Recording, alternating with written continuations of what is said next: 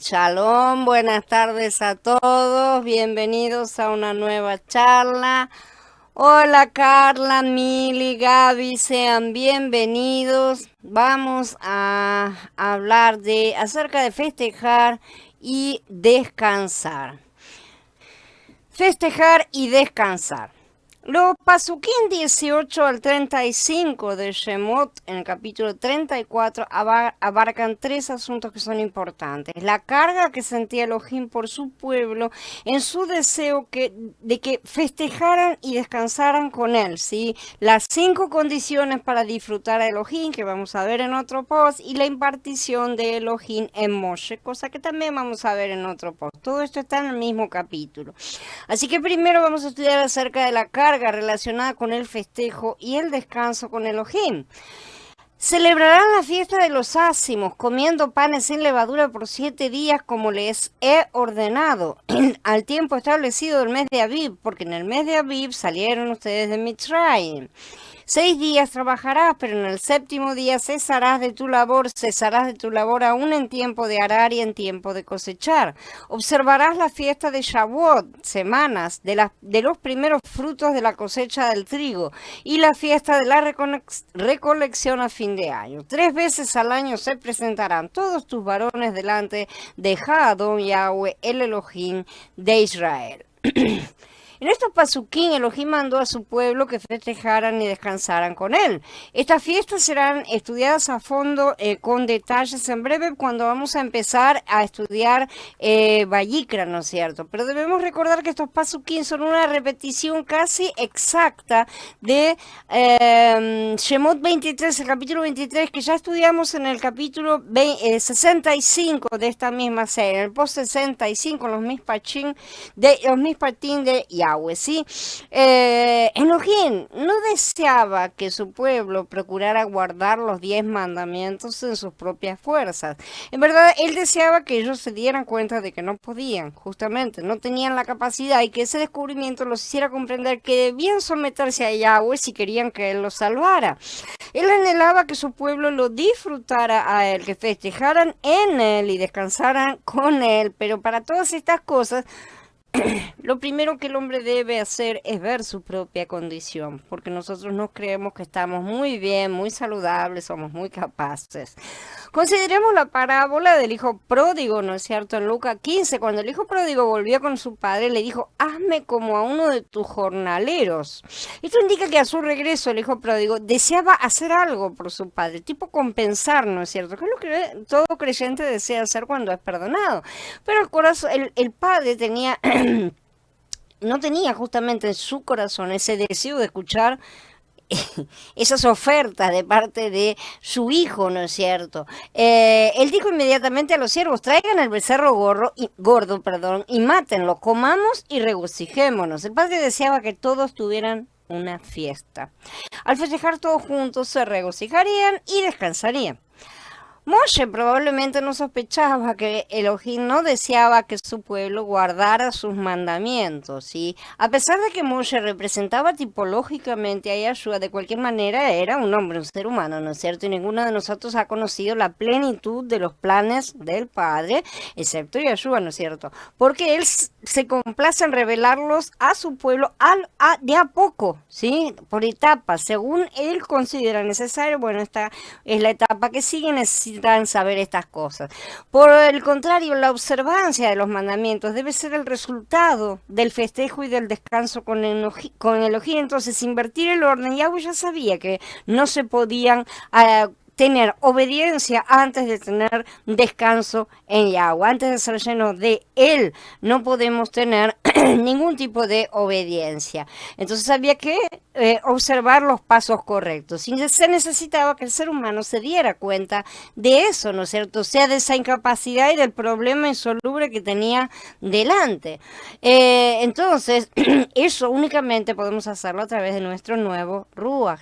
por lo cual los antiguos israelitas no tenían forma de hacer nada, ciertamente, sino únicamente esperar en sus promesas. Pero en principio, si los hijos de Israel hubieran festejado con Elohim de una manera adecuada y hubieran descansado continuamente con él, como él estaba pidiendo, no habrían tenido problema en observar los 10 mandamientos. En principio estoy hablando, no que hubieran podido porque tenían la carne caída, ¿no es cierto? Pero si no hubiera estado ese problema, se hubiera podido, y esa era la idea justamente de Yahweh. Pero el ser humano se había alejado de Yahweh y necesita volver. Por eso nuestro camino siempre está al revés. Podemos aplicar este principio a nosotros hoy en día. Si festejamos con Elohim a diario, descansamos en él durante el día, todo irá bien en nuestro diario vivir. Vamos a tener mucho más relajación, shalom verdadera, ¿no es cierto?, para hacer todas las cosas. Si él está presente con nosotros en todo momento, si nosotros conseguimos estar todo el tiempo invocándolo y estando con él de manera tal a tener su presencia, aunque estemos hablando con otra persona, aunque estemos haciendo otras cosas, él está ahí a nuestro lado, por así decir, aunque la gente no lo vea, ¿no es cierto? A pesar de que nosotros mismos no lo veamos, podemos llegar a sentirlo y experimentarlo. No obstante, un hermano, por ejemplo, puede intentar ser un buen esposo, ay, hoy estoy trabada, sin festejar con Elohim ni descansar en él. Puedes tratar de hacerlo sin descansar primero. De la misma manera, una hermana puede intentar ser una buena esposa, ¿no es cierto?, sin disfrutar de Elohim primero, ¿no es cierto? Si no festejamos con él, no descansamos en él, seremos maridos o esposas, no importa, lamentables, esforzándonos por reempujar nuestros verdaderos sentimientos a algún rincón oscuro, meterlos ahí en el fondo y pisotearlos dentro de lo posible. Pero eso no es lo que Yahweh nos pide.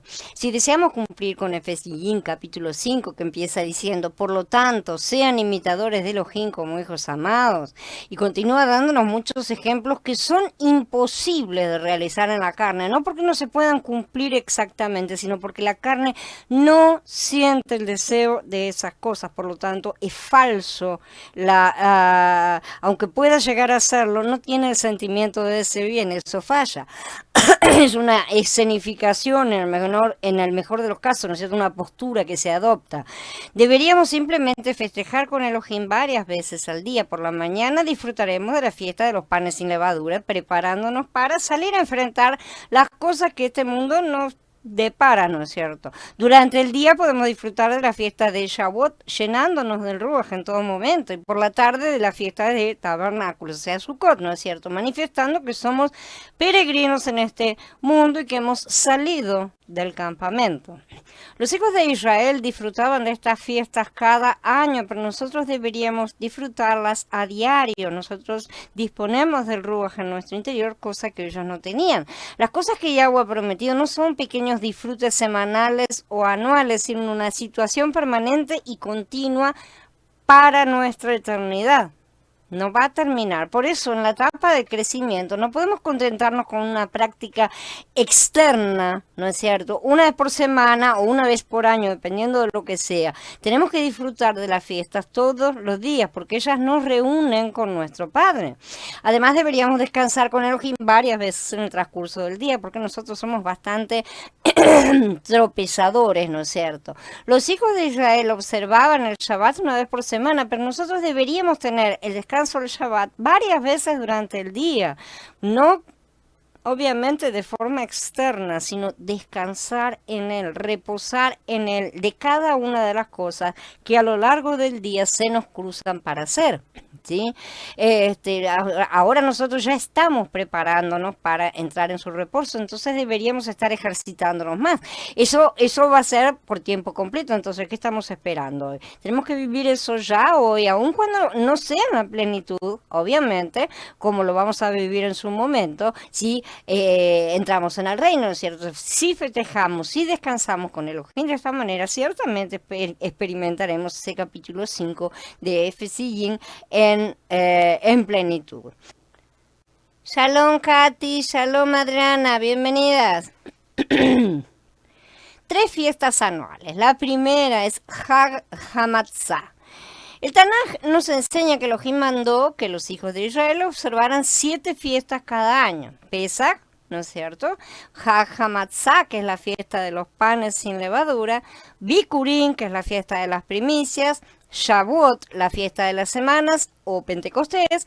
Yom Teruah, ¿sí? La fiesta de las trompetas, que no es Rosh Hashanah. Esa es una fiesta judía, ¿sí? Que festejan en la misma fecha, pero tiene completamente sus agregados. Y no es una fiesta israelita porque están festejando otras cosas. Yom Kippur es el día de la expiación, y Sukkot, que es la fiesta de los tabernáculos. Esas fueron las 7 fiestas que Yahweh pidió que observaran.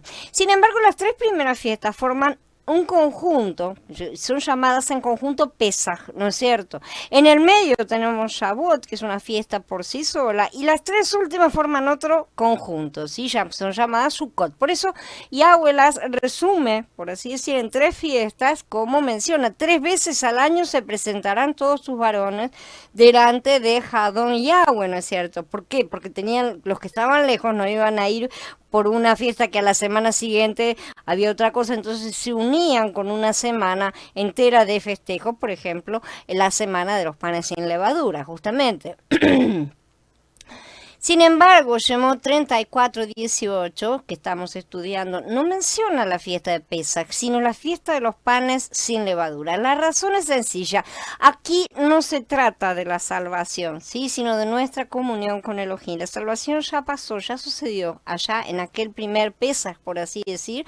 Y Yahweh lo que está planteando aquí es una situación más avanzada. Esto es el cuadro que él está pintando. Entonces, ya hemos sido salvos, o sea, hemos comido nuestro Pesaj allá, pero ¿cuál es nuestra situación en cuanto a nuestra comunión con Elohim? Si deseamos mantener comunión con Él, debemos eliminar toda levadura de nuestras vidas, y eso es una cosa que se debe hacer constantemente, ¿sí? Esto significa guardar la fiesta de los panes sin levadura mucho más que un día o varios al año, una forma de vida constante, digamos, eliminar la levadura de nuestras vidas. La fiesta de los panes sin levadura, que es Hag HaMatzah, justamente, seguía inmediatamente a la fiesta de Pesaj. En realidad la fiesta de Pesaj es una cena, ¿no es cierto? Es la cena de Pesaj, y al día siguiente ya comienza el conteo de los 7 días de la fiesta de los panes. Esto es en el mes de Abib, principio de año, ¿no es cierto? Abib es el primer mes del año hebreo bíblico, ¿sí? Y eso indica un nuevo comienzo. La palabra Abib significa un brote tierno.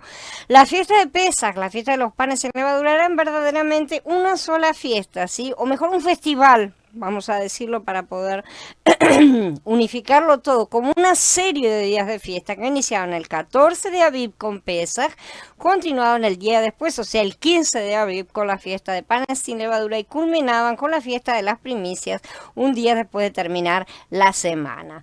De hecho, con el tiempo, Pesaj llegó a ser un nombre para esta festividad completa, ¿no es cierto? Como dijimos, como si fuera todo un conjunto. Y de esa manera la llamaban también, y es mencionada inclusive en las escrituras. Ya en la época de Yahshua se la llamaba de esta manera, y no era solamente Pesach, sino el nombre de toda la fiesta completa. Entonces, estaba incluyendo también los días de los panes sin levadura y las primicias, y realmente causando no pocas confusiones a los que no manejábamos los tiempos hebreos, ¿no es cierto? En el cristianismo, sobre todo, esto causó grandes confusiones en cuanto a qué estaba comiendo quién en cada momento. Pero en verdad, técnicamente, Pesaj es solo el primero de esos días y es la cena, ¿sí? Justamente. Esto indica que inmediatamente después de disfrutar Pesaj, debemos purificarnos de toda levadura, y aún de esta manera vamos a poder observar la fiesta de los panes sin levadura por 7 días, periodo completo, ¿no es cierto? Esta fiesta simboliza el desierto de la era de Pesaj, el camino de los que hemos sido salvos para salir de Egipto, del mundo, ¿no es cierto? Pesaj está allá en Egipto justamente, y viene siendo el desierto, y comenzamos a encaminarnos hacia la buena tierra. Hoy que ya estamos cronológicamente, o sea, históricamente, en la era del Shavuot, nosotros estamos en esa era, no solo espiritualmente, sino mucho más históricamente, podemos deber y debemos guardar los dos aspectos, y tanto el material, o sea, lo externo, externo como lo espiritual, que es lo interno, con una comprensión superior del cumplimiento de las sombras, obviamente, ¿no es cierto? Nosotros ya tenemos un poco más de detalle, tenemos que entender más. Aunque como todavía no hemos alcanzado la culminación de la tercera etapa, que es la era de Sukkot, a la cual vamos a entrar, nuestra comprensión es limitada. Nosotros estamos en parcialidad, tenemos los dos hombres aquí adentro aún, y todavía andamos con las rueditas de apoyo de la bicicleta. Observar la fiesta de los panes sin levadura significa llevar una vida pura, una vida sin pecado, sin levadura, mucho más que no comer panes leudados o eliminar toda levadura de manera literal de nuestras casas. Acciones que por sí solas no quitan ningún pecado, evidentemente. Esto es un símbolo, y un símbolo muy claro de un aspecto espiritual. Hacer por eso subastas de levadura para estas fiestas, no comprender realmente la importancia del mandamiento. Es mucho más importante desprenderse del pecado que está en la vida que desprenderse de la levadura física. Como podemos comprender eso también, tenemos que observarlo evidentemente todos los días, no una vez al año, ¿no es cierto? Y es siempre un símbolo de nuestro andar espiritual y no rituales alimenticios. Se trata de alimentos porque todo lo que comemos nos configura, por así decir. Y sin embargo sabemos que Yahshua y el Padre aquí se están refiriendo a que el hombre no solo de pan físico vivirá, sino de toda palabra de Elohim. Con todas estas cosas, que quede claro, yo no estoy rechazando el ritual para nada, sí, porque es un cuadro para los que aún no ven, para que los que todavía no están viendo nada vean justamente. Tal vez una vez al año sirva como expresión externa justamente para que el mundo sepa que somos separados para Yahweh, por eso son llamados señales. Pero ciertamente esto debe ser vivido todos los días y vivido en el plano espiritual, no en el plano físico, o no pasará de más posturas muertas, ¿no es cierto? La segunda fiesta es Shavuot, que es mencionada en el capítulo 34 también, ¿no es cierto? La fiesta de las semanas, también llamada de los primeros frutos de la cosecha del trigo.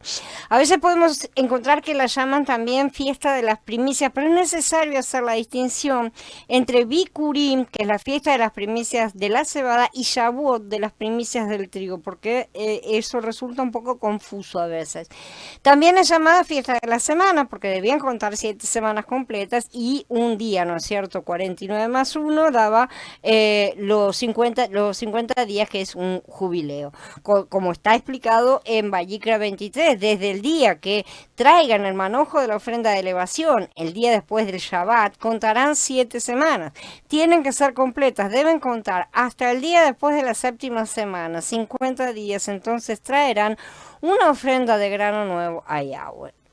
Entonces la fiesta de Shavuot o Pentecostés es el pleno resultado de la vida de resurrección. Es a esto que se apunta aquí. Sabemos que la fiesta de la semana se observan entonces, como dijimos, 7 semanas después de terminada la fiesta de las primicias de la cebada, ¿no? Esta es la razón por la cual decimos que la fiesta de Shavuot es el pleno resultado de la fiesta de las primicias. Las primicias de las cebadas, o sea, Mashiach en resurrección, cierran la era de Pesach, que es la era de la muerte, justamente, e inauguran la era de Shavuot a través de el símbolo de la resurrección, que es la parte del derramamiento del Ruach HaKodesh. Lo vemos tanto en la tipología del Tanaj como en el cumplimiento de la tipología en el Beri Hadashah.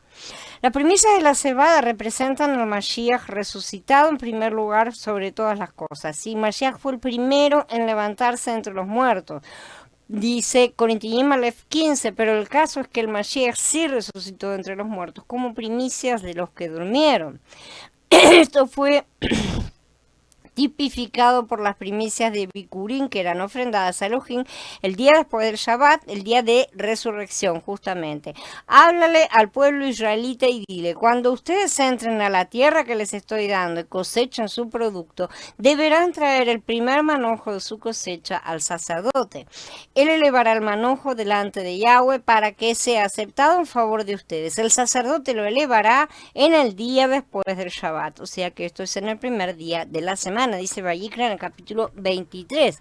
Matías, mencionando de esto, dice: después del Shabbat, cuando despuntaba el primer día de la semana, Miriam, la Magdalena y la otra Miriam fueron a ver al sepulcro. Entonces, desde el día de la resurrección de Mashiach hasta el día de Shavuot transcurrieron exactamente 50 días.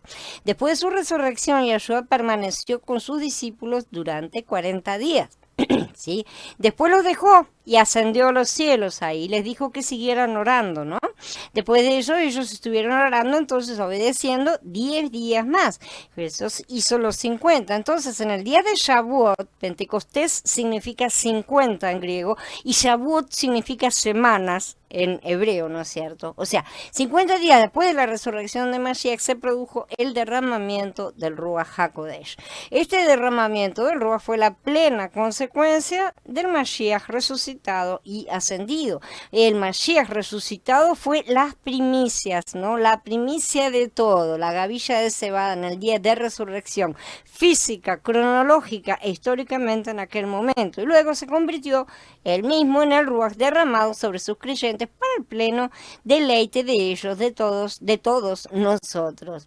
En cuanto a la tipología de las fiestas y su cumplimiento, vemos que el Berij Hadashah y el Tanaj corresponden uno con otro. Pesaj nos da la entrada. Pesaj es la salvación, ¿sí? La fiesta de los panes ácimos nos purifica, nos quita el pecado, ¿sí?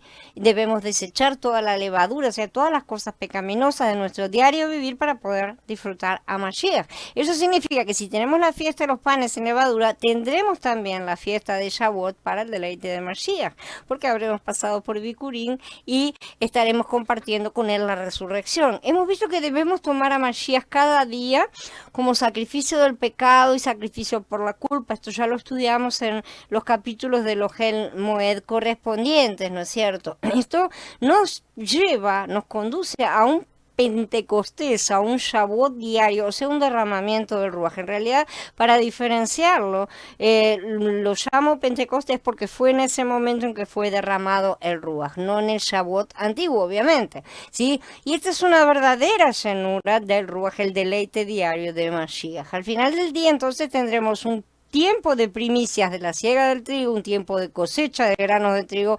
Para nosotros habremos disfrutado de las cosechas de la cebada y todo tenemos completo. Shavuot significa cosechar el trigo, como sabemos, ¿no? Que es Mashiach en nuestro interior para nuestro alimento como pan, a fin de disfrutarlo plenamente, que sea nuestro alimento, nuestra nutrición, ya para crecimiento es esto. Pero ese es solo el aspecto personal, ¿no es cierto? En cuanto al aspecto corporativo, se trata de la siembra de los muchos granos. El grano de trigo que cae por tierra y da muchos frutos, se crece y se multiplica.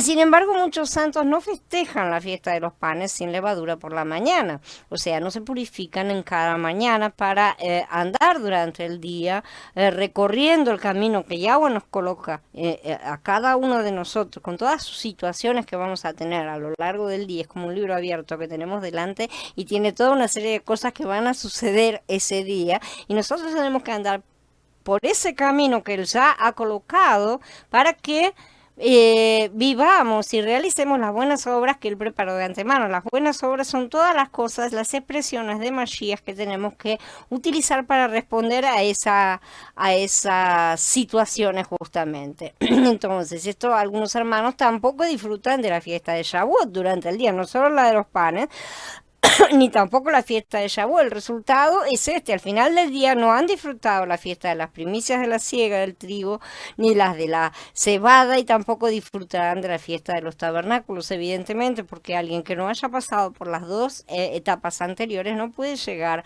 al final. Si no las ha pasado, no se puede llegar. A menudo pasa lo mismo con nosotros. Vemos ahora que debemos festejar y descansar con Elohim a diario. No es una cuestión simplemente de una vez cada tanto, una vez al año, 3 veces al año, como él estaba marcando. Eso era simplemente recordatorios para estar grabando en nuestras mentes esas cosas. Cada día debemos festejar, disfrutar a Mashiach como la fiesta de los panes sin levadura para purificarnos, sacar de nuestro interior todos esos pecados, todas esas malos pensamientos, malos sentimientos que tenemos, la fiesta poder después festejar la fiesta de las semanas y la fiesta de las primicias de la siega del trigo, ¿no es cierto? Y a diario entonces debemos tener muchos Shabbatot, o sea, descansar en él en todo momento para recordar a Elohim, descansar en él por unos minutos en cada momento del día, si 2 minutos, tengo 1 minuto libre, te doy gracias. me presento a ti, te agradezco y quiero descansar en ese momento, no es en ese momento, quiero descansar, ¿no es cierto? Quiero reposar en ti, en las tareas que tengo que hacer a partir de ahora. Y bueno, seguir trabajando porque muchas veces estamos trabajando y no podemos interrumpir. Uno debe ir más allá de Egipto, más allá del mar de juncos. O sea, el bautismo, ¿sí? Hasta el Sinai, donde Shavuot es experimentado. Este es el lugar de la llenura del Ruach HaKodesh. Debería haber sido como ya hemos estudiado, pero debido a que se negaron a recibirlo, se pasó para la segunda etapa. De cualquier manera, ese pasar para la segunda etapa fue lo que permitió que tantos entraran. Es el lugar donde nosotros aprendemos la obediencia, donde la ley de Elohim es escrita en nuestros corazones. Justamente ahí empieza la ley de Elohim, esa que tantos quieren desacreditar y dicen que está abolida, que es la promesa del Padre de escribirla en nuestros corazones. La primera vez en la era de Pesach fue escrita en tablas de piedra, ¿no es cierto? Pero la segunda vez, que es en la era de Shavuot, fue escrita en corazones de carne. Es el lugar donde nosotros venimos no solo a conocer a Elohim como Salvador, sino también como Rey que debe ser obedecido.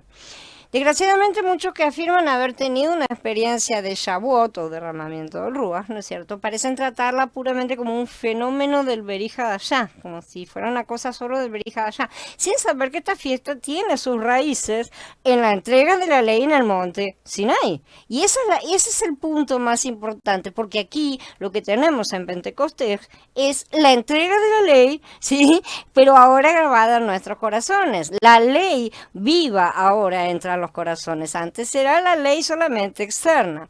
La realidad de las sombras de la entrega de la ley en el Tanaj es hoy el Ruach HaKodesh que la graba en nuestro interior. Como resultado, muchos que se juzgan pentecostales por la experiencia, ¿no es cierto?, piensan que ellos han recibido una licencia para actuar en maldad, sin ley, o sea, anomía, sin ley, y pueden violar cualquiera de las leyes divinas con inmunidad, siempre que sus transgresiones de la ley sean hechas en amor, ¿no es cierto? Porque el amor todo lo cubre, dicen ellos. A menudo ellos han recibido enseñanzas de que el amor de una manera u otra ha reemplazado a la ley de Elohim, ¿no es cierto? La gracia ha sustituido a la ley. En vez de ver que el amor es definido por la ley que se expresa a través de la ley, justamente. Y Yeshua se dirigió a ellos así. En Matías 7, no todo el que me dice Adón, Adón entrará en el reino del cielo, sino el que hace la voluntad de mi Padre que está en el cielo. Muchos me dirán aquel día, Adón, Adón, nosotros profetizamos en tu nombre y en tu nombre expulsamos demonios y en tu nombre hicimos muchas obras poderosas. Entonces yo les declararé, nunca los conocí, apártense de mí, obreros sin ley. Aquí la palabra es nuevamente anomia, cosa que ya hemos estudiado en otros lugares. ¿De qué vale tener la experiencia de Shavuot si el creyente se niega a ser guiado por el Ruach y no aprende la obediencia? ¿Para qué queremos tener un Ruach que nos guíe si no lo dejamos que nos guíe? Digamos, ¿de qué vale la experiencia pentecostal si el creyente se niega a tener la ley de Elohim escrita en su corazón y dice, no, esa ley ya no sirve?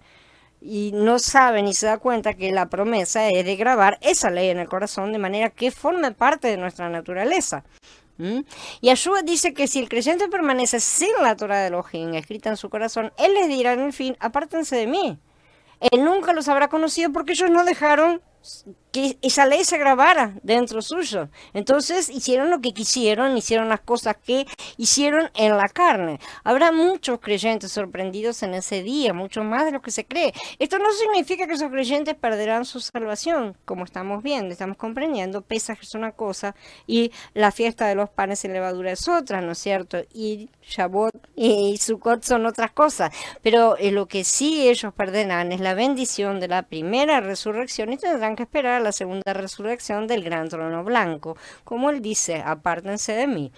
Además, muchos que han ido de verdad más allá del mar de juncos y han experimentado Shavuot, dicen que ellos han logrado el evangelio completo, ¿no es cierto? Esta opinión es comparable a Israel negándose a moverse fuera del monte Sinai para ir a la tierra prometida. No, ya tenemos el monte Sinai y no queremos más nada.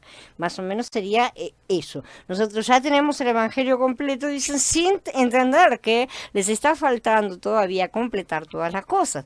No hay realmente ningún evangelio completo, ¿sí?, hasta que uno va más allá de Shavuot y aprende los principios de la fiesta de Sukkot. Shalom David, bienvenido. Tres fiestas anuales. La tercera fiesta es Sukkot, ¿no es cierto? Acá tenemos el tercer conjunto de fiestas. Yom Teruah, que es la fiesta de trompeta, Yom Kippur, expiación, y Sukkot, tabernáculos. Sin embargo, aquí únicamente se menciona la fiesta de la cosecha o fiesta de recolección, ¿sí? Según las traducciones.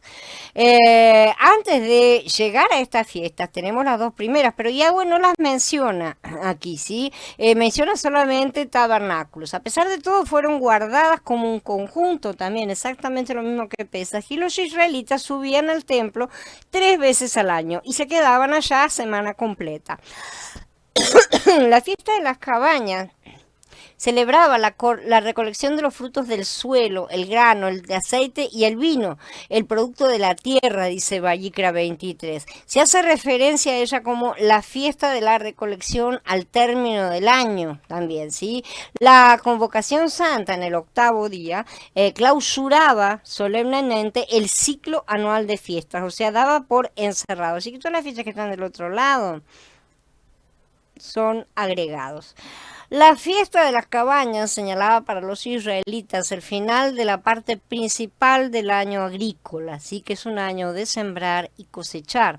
Y estamos hablando de semillas que son plantadas y de frutos que son recogidos. Nosotros estamos por entrar en la era del Sukkot, que es la era de los frutos, así que más vale que nos dispongamos a dar frutos. Por lo tanto, era un tiempo de alegría realmente y agradecimiento debido a la bendición de Yahweh sobre el fruto de todas las cosechas. Para los israelitas era una gran alegría, eran festivales muy felices. Asimismo, y ya que el día de la expiación se había observado solamente 5 días antes, el pueblo tenía un sentimiento de estar en paz con Yahweh. Justamente, ¿no es cierto? Porque el día de la expiación se expiaban todos los pecados que se habían acumulado el año anterior. Entonces, daba una sensación de shalom total, de comunión con el Padre, de estar libre de todos esos pecados que habían sido puestos unos sobre otros a lo largo de todo el año, y eso por supuesto hablo de los que se daban cuenta, ¿no es cierto? Aunque solo los varones estaban obligados a asistir a esta fiesta, había familias enteras que lo hacían y se movilizaban todos, ¿no es cierto? Durante los 7 días de la fiesta todos los asistentes tenían que morar en cabañas, o sea, Sukkot, que es el plural de Sukkah. Sukkah es una cabaña, es una habitación temporal, ¿no es cierto?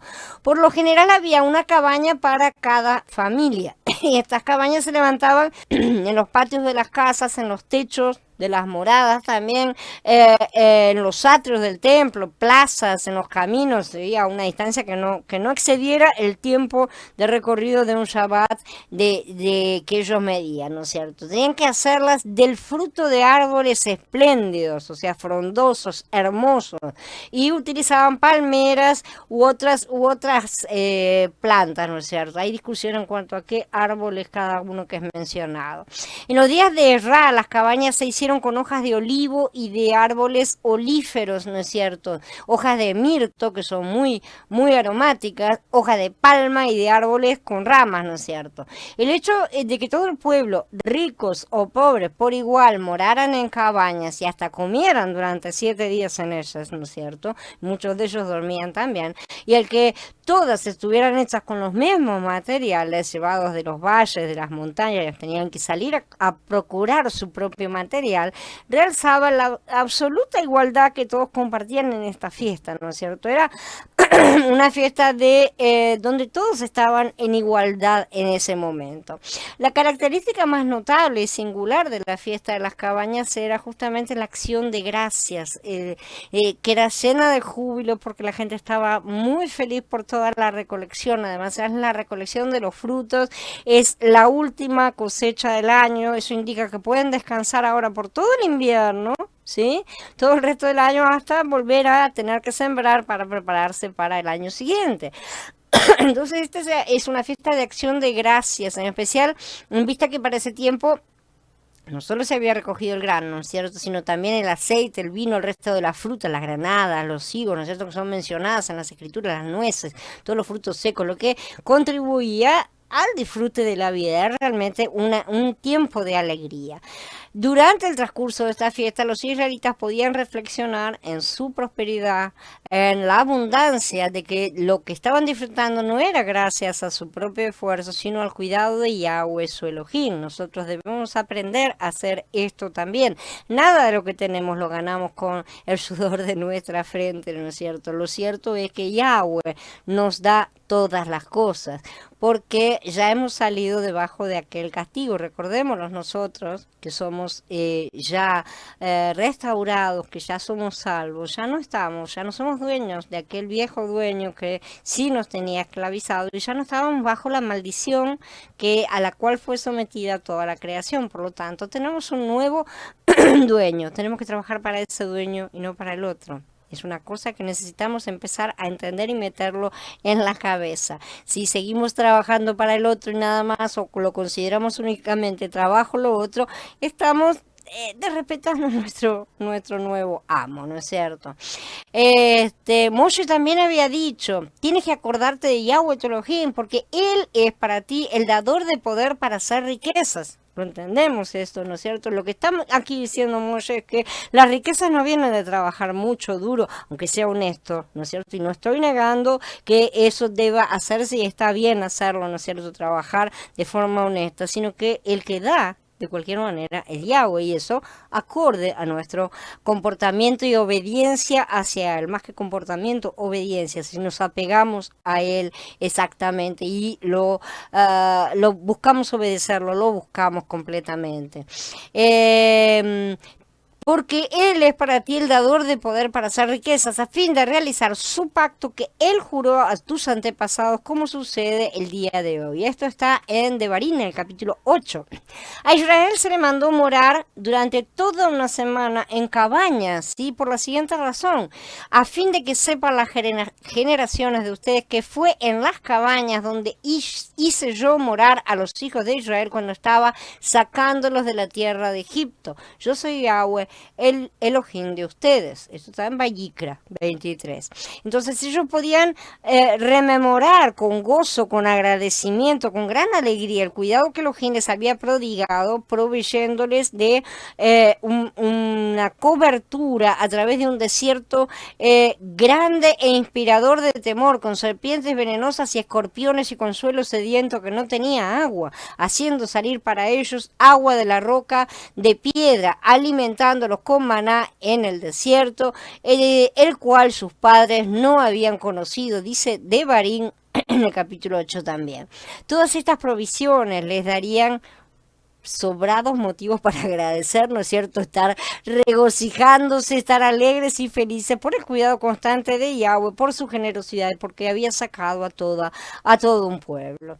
Elohim guardó para el final de la era de Shavuot, en el siglo XX, ¿sí? La revelación de la fiesta de Sukkot, o sea, su significado, ¿no es cierto? Que se ha estado levantando en la resurrección, en la restauración, ¿no es cierto? Más o menos en la época en que comenzó la restauración, que es el mover del Ruach para traer de regreso muchas cosas perdidas, pero por sobre todo para limpiar las toneladas de levaduras que tanto la casa de Efraín como la de Yahudá han coleccionado por siglos, ¿sí? Lo primero que hay que hacer es justamente tener este periodo, entre comillas, de desiertos para la purificación. O sea que en este momento de traspaso de uno a otro estamos, por así decir, en el desierto y guardando la fiesta de los panes sin levadura. Eso es lo que tenemos que hacer, sacar toda la levadura. Esta limpieza es equivalente a esa limpieza de levadura de esa primera fiesta. En profecía, Sukkot simboliza el milenio, ¿sí? La última de las 3 eras, en las cuales el pueblo de Israel habitará en cabañas. Dice, estas cabañas son también llamadas tabernáculos y no solo apuntan al trato que los israelitas recibieron cuando fueron sacados de Mitzrayim para andar en el desierto en sus tiendas, sino mucho más a que nosotros somos peregrinos sobre esta tierra, habitando en tabernáculos temporales, como dice Shaul en Corintibim Bet, capítulo 5, porque sabemos que si se deshace nuestra casa terrenal, que es una carpa temporal, recibiremos de Yahweh un edificio, una casa hecha en los cielos, eterna, no hecha por manos humanas. Por eso en esta carpa gemimos deseando revestirnos de nuestra habitación que viene del cielo, si es que nos hallamos vestidos en ese día y no desnudos. Porque los que estamos en esta carpa suspiramos agobiados, no porque deseemos ser revestidos, sino más bien, desvestidos, perdón, sino más bien revestidos para que lo mortal sea absorbido por la vida. Pues el que nos preparó para esto es Elohim, quien nos ha dado el anticipo del Ruach. Así vivimos siempre confiados y sabemos que durante nuestra estancia en este cuerpo peregrinamos ausentes del Adón, porque andamos por fe y no por vista. Durante la era del Sukkot, entonces, viviremos en tabernáculos. Es decir, el pueblo de Yahweh estará haciendo crecer sus tabernáculos personales, ¿no es cierto? ¿A fin de qué? De edificar el cuerpo, la casa de Yahweh, de manera mucho más plena de lo que hemos experimentado hasta ahora. Eso no quiere decir que vamos a estar todos viviendo en tiendas literalmente, ¿sí? Ya que nosotros ahora estamos esperando un derramamiento más poderoso del Ruach, ¿sí? Además de el levantamiento de los vencedores, en los que van a hacer una conexión entre el cielo y la tierra para ayudar a todos los que aún deban estar aprendiendo y creciendo. Y este será el reino de Yahweh en la tierra.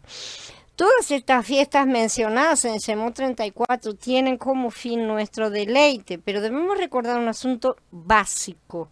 No podemos tener las fiestas mientras no hayamos entrado en la tierra prometida. Las fiestas son para la tierra prometida, ¿sí? Son el resultado de cultivar la tierra. Si estamos aún andando en el desierto, solo recibiremos el maná que nos mantiene vivos. Los israelitas comieron maná 40 años, ¿sí? Pero eso no produce frutos, ciertamente. Hay un tiempo de desierto, que es el principio de nuestra caminada, cuando debemos dejar caer nuestra carne ahí. La carne debe caer en el desierto, ¿sí? Pero luego tenemos que entrar justamente en la tierra prometida. No podemos ser rebeldes como los israelitas y negarnos a entrar, ¿sí? O pasaremos nuestros 40 largos años en el desierto. Y conocemos a muchas personas que están en esos 40 largos años de desierto. La mayor parte de la cristiandad está en esa situación porque se han negado a entrar en la tierra prometida y están dando vueltas alrededor de sus propias ideas y de muchos paganismos, lamentablemente. La decisión es nuestra. Sí, en ese sentido la decisión es nuestra, pero ya deberíamos haber aprendido que si nos negamos a obedecer, estamos dejando pasar de largo la oportunidad de responder correctamente a nuestro Padre. Y una vez pasada, ya no hay vuelta atrás, ¿sí? Hasta que Él lo determina y Él dice, 40 años tienen que pasar, 40 años van a pasar y ni un segundo menos, ¿sí? Si pasamos tiempo en el desierto una y otra vez, es solamente causa de que nos negamos a entrar en la buena tierra y de que prestamos oídos a los informes falsos de los espíritus, de los espías, perdón, o sea, de nuestra carne. Pero si ya hemos entrado en la buena tierra, si ya conseguimos entrar, porque hay diferentes niveles y eso no corresponde a un crecimiento corporativo en sí, sino a lo que cada persona haga, deberíamos ya estar cultivándola. Eso sí deberíamos estar haciendo. Al principio podemos decir que estamos sembrando y cultivando y después empezamos a disfrutar de los productos, de nuestras primicias, de la presencia del Padre. Pero al final tenemos la plena cosecha, ¿no es cierto?, para nuestro pleno deleite y el del cuerpo también, evidentemente. En esta etapa ya no hay tribus individuales, hay un único reino, por eso a partir de que entran en la tierra prometida se levanta el reino, ¿sí? Y este reino, lo que tenemos ahora, no es como que no será dividido, este reino es nuevamente unido en Mashiach. Todavía no está en plenitud, pero lo estará por su gracia, porque es su decisión y no la nuestra. Aparte de las fiestas, los hijos de Israel debían observar el Shabbat cada semana. Por muy ocupados que estuviesen, debían apartar un día por semana para dejar de trabajar y descansar con Elohim. El Shabbat significa apartar un tiempo para recordar a Elohim, un tiempo para recordar a nuestro Creador. Si no apartamos un tiempo para el descanso del Shabbat, eso significa que nos estamos olvidando de Elohim. Literalmente lo estamos dejando de lado. Pero cada vez que tenemos un Shabbat, lo recordamos a Él. Y esa es la cuestión. Iniciemos esa práctica de recordar a Elohim, tener esos shabbatotes espontáneos que los hemos llamado, y descansar con Él continuamente durante el día, preparándonos cada vez más para el deleite de un Shabbat completo una vez por semana. En estos pasuquín entonces vemos el festejo y el descanso. Hoy debemos disfrutar dos cosas. Cada día debemos festejar y descansar. No podemos festejar todo el día, pero sí podemos disfrutar de una fiesta 3 veces por día. Mañana, a la tarde y a la tardecita, ¿no es cierto? Al mediodía, a mitad del día, separarlo como se desee. Además, debemos descansar con Elohim a menudo durante el día, porque eso nos fortalece. Eso es como tener un tentempié, ¿no es cierto? Comer alguna cosita para mantenernos, para sacar el hambre, ¿no es cierto? Y eso es a fin de no estar haciendo las cosas por nosotros mismos. Esta práctica puede ayudarnos mucho a aprender a reposar verdaderamente en Él, que no es una cuestión de descansar y no hacer nada, o dormir todo el día, sino estar descansando en Él en nuestra vida, para todas nuestras cosas. Se trata de que hemos dejado en sus manos absolutamente cada detalle de nuestras vidas, y eso incluye todo lo que normalmente le dedicamos al reino satánico. Incluye trabajo, relaciones externas, a veces incluye familia, porque no siempre tenemos la gracia de tener familia que nos acompañe, amistades también puede llegar a suceder, educación, un montón de cosas que nosotros normalmente las tenemos como en dos sectores separados, pero no podemos servir a dos señores, tenemos que servir a uno solo. Entonces, en Él debemos tener el reposo de todas estas cosas. Así que deberíamos hacer una pausa mínima, ¿sí? Repetidas veces para recordarlo, descansar en Él. Una pausa muy, muy instantánea, pero verdaderamente es restauradora. Shalom Magnolia, shalom Oscar. Derribar al enemigo disfrutando Elohim. 3 veces al año se presentarán todos tus varones delante de Adon Yahweh, el Elohim de Israel, porque yo expulsaré naciones de tu camino y ensancharé tu territorio. Nadie codiciará tu tierra cuando subas a presentarte delante de Yahweh tu Elohim 3 veces al año. En estos pasuquín vemos algo crucial indicado por la palabra porque. ¿Sí? Al principio del Pasuk 24, que algunas versiones omiten, pero que aparece realmente en los manuscritos.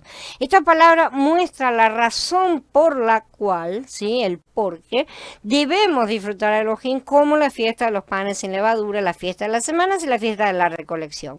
Los Pasukim 23 y 24 que acabamos de leer enseñan que todo varón debía presentarse 3 veces al año delante de Elohim, porque el Adón iba a arrojar a las naciones y ensanchar el territorio de los hijos de Israel. Esa había sido su promesa, y cuando él la cumpliera, ellos debían cumplir con su parte, ¿no es cierto? Que era obedecer las ordenanzas de Yahweh, y esta es una de las que le está dando. Las naciones poseían el país, ¿no es cierto? Pero Elohim prometió que Él los arrojaría, Él los echaría fuera.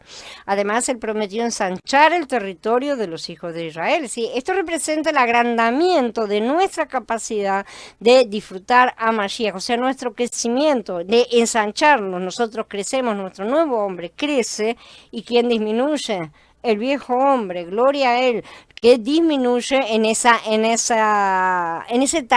tarea que Yahweh realiza, ¿sí? Ese es el crecimiento de nuestro Mashiach interior. Esta promesa no se refiere a una tierra exterior, sino a nuestra lucha con nuestra carne y con los enemigos del reino. Algunos hijos de Israel habrán pensado: si pasamos 7 días en la fiesta de los panes sin levadura, ningún varón quedará disponible para montar guardia contra el enemigo. Y mi casa queda a kilómetros de acá, ¿no? Supongamos que los filisteos ataquen nuestras tierras durante la fiesta. ¿Cómo vamos a defendernos? No era una preocupación fuera de lugar, ¿sí? Entonces, aquí Elohim, cuando les responde, parece que les dijera: quédense en paz. Si ustedes suben para festejar conmigo 3 veces al año, ese festejo va a mantener lejos al enemigo codicioso. Yo voy a alejar a todos los enemigos de las casas de todos aquellos que suban y me obedezcan. Cuando ustedes me obedecen y se alinean a mí, ¿sí? Hasatán no tiene terreno legal para acusarlos y yo no permitiré que nada ni nadie los ataque. Es muy simple, ¿no es cierto? Y podemos entender cómo aplicarlo a nuestras vidas. Este principio es muy, muy significativo. El hecho de que Elohim arrojará a las naciones, ensanchará el territorio, indica que si descuidamos el deleite de Elohim, los enemigos vendrán y nos atacarán. No tendremos crecimiento de ese Mashiach interior, no estaremos disfrutando absolutamente nada y seremos muy débiles y seremos atacados, ciertamente. Por ejemplo, si no disfrutamos a Elohim cada día, podemos ser atacados y vencidos por nuestro mal genio, nuestro orgullo, nuestra rebeldía, impaciencia, lo que sea, ¿no es cierto? Además, se presentarán muchas cosas más que nos vencerán, porque si empezamos a caer en esas cosas, si tenemos reacciones desobedientes, ¿no es cierto? Reacciones que no manifiestan a Mashiach, reacciones en la carne, de esa manera, Hasatán va a tener un derecho legal para acusarnos y Yahweh va a permitir que seamos acusados y castigados, ¿no es cierto?, por Hasatán, para que aprendamos que los males que nos vienen son por nuestra misma causa, no por causa de Yahweh ni nada, es porque somos desobedientes y nos alejamos, ¿sí?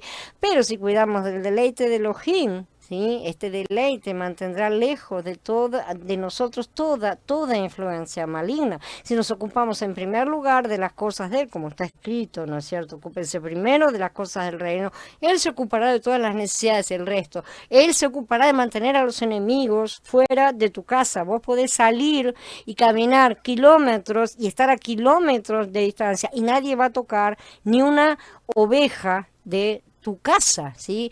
El mejor repelente contra demonios es dedicarnos a hacer crecer nuestro Mashiach interior y estar llenos de rugas, porque el Padre promete cubrir nuestras necesidades, prosperarnos y además protegernos de los ataques del enemigo. Quisiera llamarle la atención sobre la palabra codiciar en el paso 24. Muchas cosas negativas quisieran apoderarse de nosotros y poseernos. Dice, nadie codiciará tu tierra, ¿no es cierto? No obstante, nuestra falta de comprensión nos induce a esperar que los enemigos permanezcan lejos de nosotros aun cuando no disfrutemos a Elohim. Tipo, bueno, porque nunca vinieron, entonces voy a dejar de ir a la fiesta porque nunca vinieron, ¿no es cierto?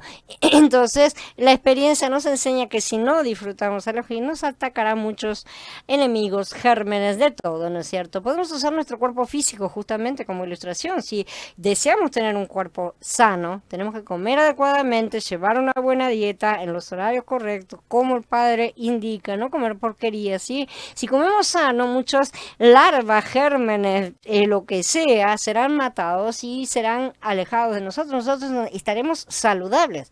Esto ilustra el hecho de que la mejor manera de combatir al enemigo consiste en disfrutar Elohim, vacunarnos de Elohim, por así decir, que es la única expresión correcta que puedo aplicar a esta palabra, sino de falsas vacunas humanas. Puedo dar testimonio de que el deleite de Elohim es el verdadero combate contra el enemigo, que no hay nada que los espante más que una buena alabanza en un momento en el cual normalmente tendríamos reacciones horrorosas, ¿no es cierto?, en la carne. Siempre hemos estado haciendo las cosas al revés, por lo que creemos que en primer lugar tenemos que resolver todos esos conflictos externos. No, para que se me inundó el patio. O sea, tenemos que resolver todos los problemas que el enemigo nos coloca encima, y esa es su intención justamente, para tener la paz necesaria para dedicarnos a Elohim. Pero la paz la tiene Elohim. Así que yo tengo que ir a buscar la paz primero para poder resolver todas las cosas, ¿sí? La paz viene de disfrutarlo a Él en primer lugar. Y entonces también viene la posición correcta, la posición legal, por la cual el propio Yahweh es quien lucha por nosotros, como Él asegura. ¿Por qué lucha por nosotros? Porque dice, ¿ves? No tenés sentido, no podés acusarlo, no podés hacer ningún mal contra mi hijo, porque está aquí bien alineado conmigo. Entonces, a resolver las cosas. Si ponemos el reposo de Él en primer lugar, el reposo en Él en todo el tiempo, el resto de las bendiciones simplemente vendrán no como un premio, sino como una consecuencia lógica e inevitable de nuestra obediencia al primer mandamiento. luchamos acertadamente entonces cuando festejamos, cuando alabamos, cuando glorificamos su nombre Kadosh, cuando estamos invocándolo. Cada día combatimos gérmenes malignos comiendo saludablemente, ¿no es cierto? Comemos saludable para estar teniendo un cuerpo fuerte y con un buen sistema inmunológico. Y eso nos fortalece justamente para hacer frente a enfermedades. De la misma manera tenemos que alimentarnos de Elohim para evitar todos estos gérmenes demoníacos que tratan de hacer ser piedra de tropieza para todos nosotros. No debemos tener miedo de que el enemigo venga y nos ataque mientras tomamos el tiempo de disfrutar a Elohim. Es su promesa la que está ahí. Según esta promesa podemos estar en paz en cada momento que nos estamos ocupando de él. Yo no necesito hacer ninguna otra cosa que esté fuera, sino solamente ocuparme de mí. Quiero tener shalom, tengo que ir con mi padre. No hay otro lugar donde pueda encontrarla. Si tomamos cuidado de festejar con Elohim, él cuidará de todos esos enemigos codiciosos. Él lo ha prometido y nadie se atreverá a tocar nuestras tierras. En realidad nuestro deleite de Elohim es lo que alejará al enemigo, justamente. Él ha prometido arrojarlo al enemigo y ensanchar el territorio de la buena tierra. Esa buena tierra quiere decir que era prometido hacer crecer nuestro nuevo hombre, ese Mashiach que hemos recibido en semilla, y alejar a los enemigos lejos, ¿no es cierto? Aquellos que tratan de hacernos tropezar, robarnos, ¿no es cierto? Arrojarlos lejos. Y esto significa que Él anulará todas nuestras preocupaciones y lo que nos usurpa, lo que nos roba, ¿sí? Y Él ensanchará el territorio de Mashiach en nuestro interior y guardará el deleite que tenemos del Adón. Bueno, habiendo terminado, quedo a disposición de ustedes para preguntas y comentarios. Shalom, Alfonso. Dice Carla, me acordaba cuando él invita a comer a la gente que había ido para ser curada en los últimos de Mateo, esas eran las veces que él tuvo misericordia de la multitud porque estaban no habían comido, ¿no es cierto? Y que los alimentan, las multiplicaciones de los panes y de los peces. Esa es la forma en que Él nos alimenta realmente. Él es nuestro alimento. Dice Aníbal, qué importante es festejar y reposar en Él cada vez que podamos en el día a día. Es un deleite para nuestro Ruach en verdadero reposo. Justamente esa es la base para empezar a tener, para empezar a hacer esa costumbre, ¿no es cierto? Para que se nos haga una cosa agradable como es verdaderamente, pero para que nos eduquemos a la carne, a acostumbrarse, a necesitar eso verdaderamente, a practicarlo todo el tiempo, de manera a no ser impulsivos, salir andando en la calle, en la carne, y para poder estar en conexión, ¿no es cierto?, con Él todo el tiempo y hacer las cosas de la forma correcta. Necesitamos hacer eso básicamente para poder estar llenos del Ruach, porque estamos demasiado llenos del mundo. Y esa es una realidad, una triste realidad. Estamos demasiado llenos del mundo con todos sus problemas, todas las cosas que nos coloca, todos los ladrillos que nos pide Faraón todo el tiempo para que hagamos. Todo bien por mí, Dani, gracias. Gracias a vos, Mili. Aprende a descansar en Él para no afanarnos en nada. Exactamente. Y Aníbal dice vaciarnos de la levadura y llenarnos en su rúa justamente para reposar en Él. Es lo que necesitamos aprender a practicar a cada momento del día. Porque muchas veces lo hablamos, pero no lo ponemos en práctica. Hablamos, entendemos, tenemos una comprensión de las cosas, pero no salimos de lo teórico para ir a la práctica. Y es lo que necesitamos en la parte práctica. Bueno, chicos. Les agradezco la participación. Nos vemos la semana que viene, seguimos con las charlas. Abba permita que esté todo en orden.